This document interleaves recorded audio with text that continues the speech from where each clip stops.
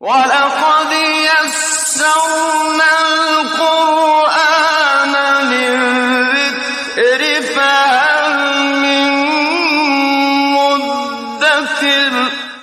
میں یوسف شاہد Pervez readiness public school دھرمپور سمستی پور کے درجہ چہارم کا طالب علم ہوں۔ آج میں آپ کے سامنے قرآن کریم کے موضوع پر کچھ گفتگو کرنا چاہتا ہوں۔ سامعین و ناظرین، قرآن عزیز ہے، ارشاد خدا بندی ہے۔ اعوذ باللہ من الشیطان الرجیم وَإِنَّهُ لَكِتَابٌ حَکیم۔ ترجمہ: حقیقت یہ ہے کہ یہ ایک زبردست کتاب ہے، یہ قوت والی زبردست کتاب ہے، باطل اس سے جو ٹکرا کر پاس جاتا ہے، اسے مضبوطی سے تھامنے والوں کو غیر معمولی قوت حاصل ہوتی ہے۔ لہذا قرآن سے رشتہ جوڑیں، قرآن پڑھیں، قرآن سمجھ کر پڑھیں، قرآن پر غور و فکر کریں، قرآن پر عمل کریں، اللہ کے غضب سے بچیں، اللہ کو راضی کریں، آخرت سے بھریں اور جنت کو اپنا